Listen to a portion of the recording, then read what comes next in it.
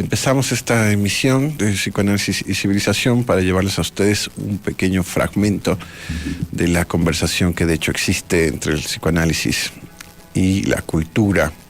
Y bien, el día de hoy pues queremos también ir haciendo una introducción en el tema, en el abordaje del amor desde la perspectiva psicoanalítica. Yo quiero empezar diciéndoles que el tema del amor es un tema clave, es uno de los temas que más ha estudiado el psicoanálisis desde el inicio. Podemos decir que hay una relación simbiótica entre el psicoanálisis y el amor. Hay incluso afirmaciones como que no puede existir el psicoanálisis sin el amor. El dispositivo mismo del psicoanálisis es llamado así, un amor de transferencia. Incluso Freud habla de la cura por el amor. Sí, la cura por la palabra, pero sobre todo la cura por el amor. Y esto queda un poco clarificado, puede sonar como muy incomprensible, pero digamos que gran parte del desarrollo teórico del psicoanálisis ha girado en torno a lo que significa el amor para el ser humano. Y entonces les traigo, por ejemplo, puntos fundamentales. Para Freud o para el psicoanálisis, el reverso del amor es la muerte, ¿sí? O sea, no es el odio, es la muerte. Freud le llama a esta oposición Eros y Tánatos. Tánatos es justamente este significante que representa la muerte tal cual. Y Eros es este significante que representa al amor, ¿sí? Figuras griegas, pero no es una poesía, ¿sí? Así romántica, no es un dibujo estético esta oposición de Eros y Tánatos, sino que es el resultado de la investigación psicoanalítica. Por ejemplo, sin amor, el sujeto, el bebé, hay un ejemplo que pone Freud primero, que el niño, el recién nacido, tiene que ser no solamente criado, alimentado, cuidado en su higiene, en su salud, sino que necesita una dosis de amor para poder sobrevivir, ¿sí? Tiene que ser inducido amorosamente al mundo del ser humano, que es el mundo del lenguaje, del inconsciente, el mundo de las palabras, de las imágenes significantizadas. Ese es el mundo del ser humano, y a ese mundo se entra si alguien nos invita desde adentro.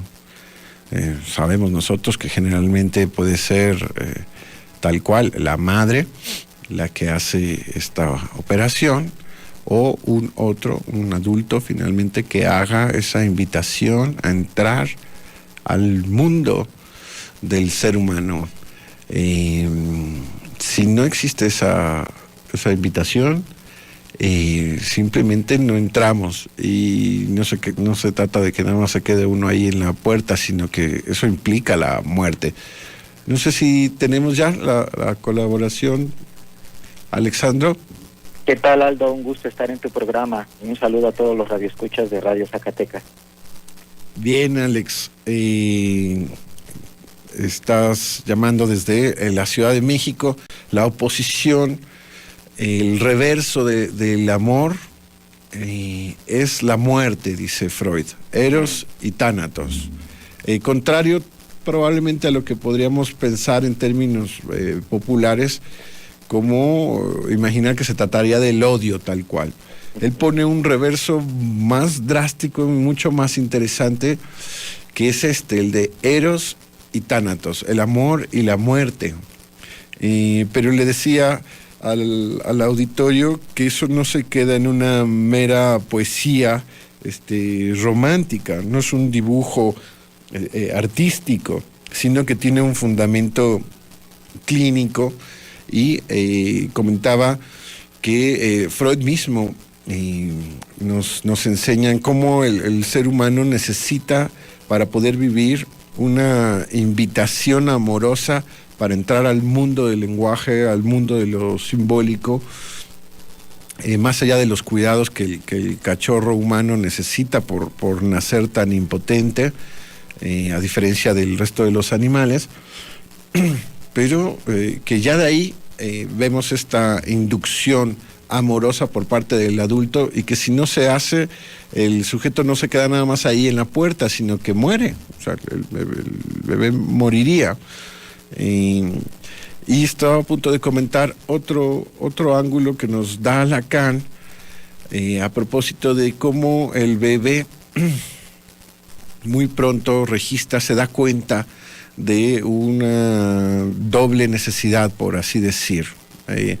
Por un lado, el bebé va a necesitar objetos, digamos, reales, objetos básicos, vitales, para sobrevivir, como puede ser el alimento, la higiene, el calor, la salud, pero que el bebé registra que no tendrá acceso a esos objetos si no obtiene otra cosa, que es el don del amor de la madre, ¿sí? O del otro, del adulto en turno. Quiere decir que necesita de la voluntad del otro para ejercer por él una acción específica que le traiga, pensemos en el biberón, en la leche como tal. O sea, se le redobla la necesidad. Por un lado necesita tal cual la leche, pero por el otro lado necesita la voluntad de la madre para acercarle la leche. Y Lacan pone como impronta, digamos, traumática, así es como conoce, digamos, entra el bebé al mundo del reconocimiento amoroso por el otro, pero poniendo en riesgo, en ese sentido, su propia vida. Efectivamente, Aldo. Me parece que esta primera distinción que haces, propuesta por Freud, del amor y la muerte, es fundamental, porque él parte de una dualidad pulsional, no imaginaria, no social, no romántica, como lo mencionas muy bien. La oposición entre el amor y la muerte nos hace pensar, nos hace reflexionar entonces que en el horizonte, a diferencia de la religión, en el psicoanálisis se encuentra precisamente en la dimensión del amor, pero no en el amor solamente aquel que nos platican las novelas románticas o la televisión o las series, sino el amor que tiene que ver con esa dimensión sexual. Es el amor que tiene que ver precisamente con el cuerpo, que tiene que ver precisamente con los orificios que nos constituyen. Entonces, la oposición, la dualidad pulsional que propone Freud de Eros y Tánatos, se refiere a una dualidad que enfrenta al ser humano a la realidad de nacer, ¿sí?, envuelto precisamente por estas dos pulsiones y que se ponen en juego desde el principio. Donde hay amor, dice Lacan, hay odio.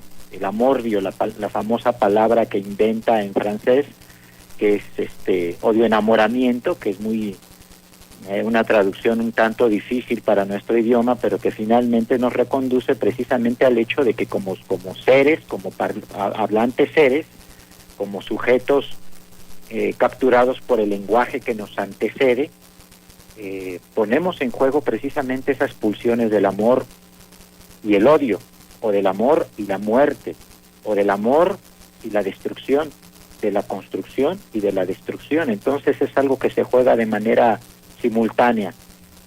Nosotros los psicoanalistas sabemos muy bien que entre más amamos a una persona, entre más nos acercamos a su intimidad y formamos parte de su mundo, más proclives somos también a sentir el odio por esa misma persona. Y esa persona, lógicamente, por ser tan cercana a nosotros o nosotros tan cercanas a ellos, va a sentir también estos sentimientos que pueden ser contradictorios, pero que definitivamente tienen lugar en cualquier relación, sea la de la madre con su hijo, sea la de el hombre con su mujer, sea la del padre con su hija, entre cualquier relación que sea cercana. El amordio. Regresamos entonces, Alexandro, a auditorio, con este punto que estamos trabajando del amordio como un neologismo que inventa Lacan y que en ese sentido formaliza que se trata de la libido finalmente que el ser humano deposita en un objeto y que esta puede tener, digamos, distintas tonalidades. Y decías, Alexandro, que una persona muy amada es un gran candidato a ser odiado si se sale, digamos, de las condiciones que el sujeto pone de amor.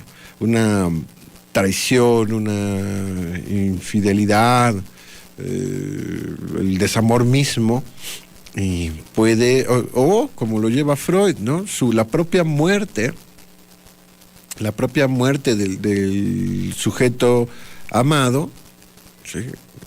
El efecto que le provoca al sujeto que no se muere, al amante, que pierde al objeto amado o al sujeto amado con la muerte misma, y la rabia o el odio que le puede generar al sujeto la partida del otro. ¿No es así? Esto que dices es muy interesante porque ¿cómo explicarlo, verdad? Desde la perspectiva conductista o desde la perspectiva cognoscitiva, el por qué razón a veces precisamente cuando un ser querido, muy querido, acaba de morir, lo que se despierta en el sujeto que queda, que sobrevive, es un enorme enojo. Y venga, precisamente lo que sabemos los psicoanalistas es que lo que enlaza, lo que articula el lazo con el otro, siempre es una conjunción de pulsiones eróticas, ¿sí?, y hostiles, y de muerte, como dijera Freud. Y esto es muy interesante, porque, vamos a decirlo así, la agresividad, la muerte, el afán de destrucción, el narcisismo también que nos constituye, forma parte de una diferencia que es esencial para poder amar al otro. Es decir, si fuéramos puro amor, ¿sí?, entonces ¿dónde estaría la distinción entre lo que nosotros somos y lo que el otro es?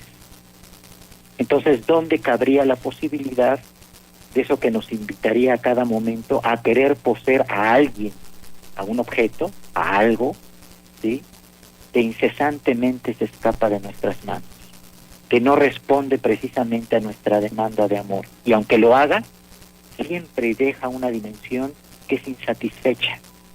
Y es donde se introduce precisamente el deseo. Un deseo que en tanto es insatisfecho estructuralmente, invitan siempre a la posibilidad, los sujetos amantes, de reinventarse en cada ocasión. Uy, pues eso que dices me parece que es muy, muy puntual y tiene otro ángulo que también, ves que en el psicoanálisis varios caminos llegan al tema del amor. Sí. Hay un camino que es el de la angustia.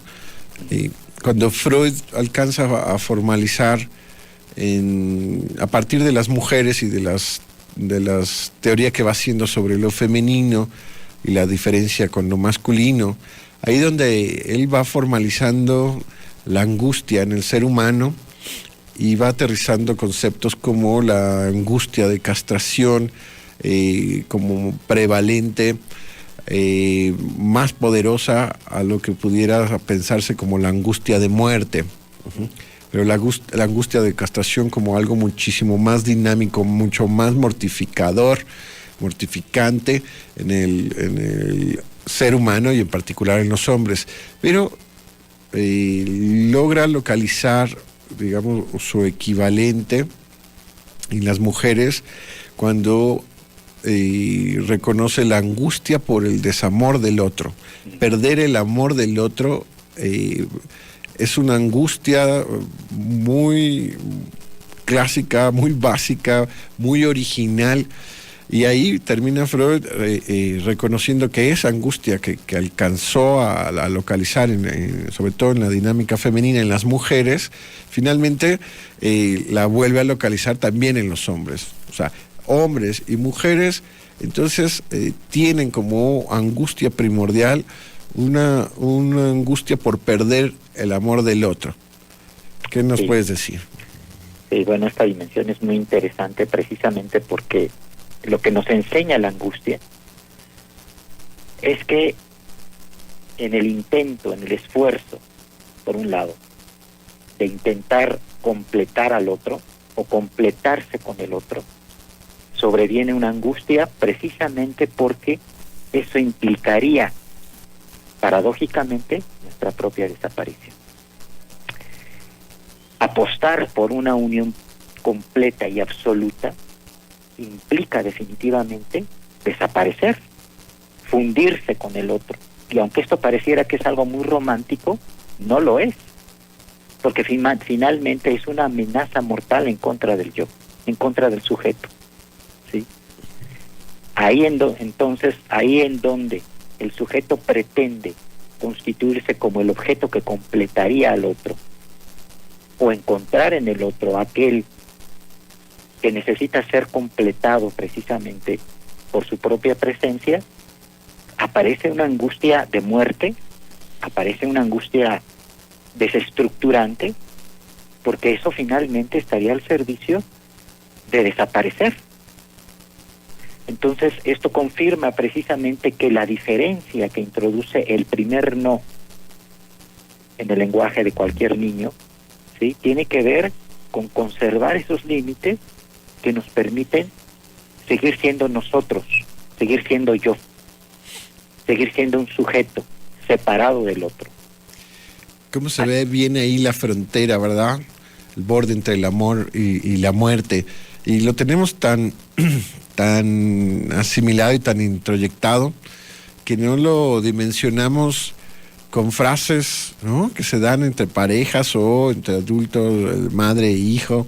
Ajá. Pero tan literal, que no son tan metafóricas, ¿no?, como puede ser el furor que le puede causar un bebé a alguien y le dice, te quiero comer a besos, ¿no? Sí. Pero literalmente, como tú dices, eso implicaría la desaparición del sujeto, sí, ser engullido por el otro. Y de hecho, ahora que lo mencionas, Aldo, una de las angustias o de los elementos que producen una enorme angustia del otro es precisamente la oralidad, el canibalismo, como nos lo menciona Freud. El placer, el gusto, el empuje por devorar al otro. Una devoración que por un lado puede ser física, que puede ser material, vamos a decirlo así, y por otro lado una devoración que también tiene que ver con la introyección de lo que el otro tiene y queremos para nosotros.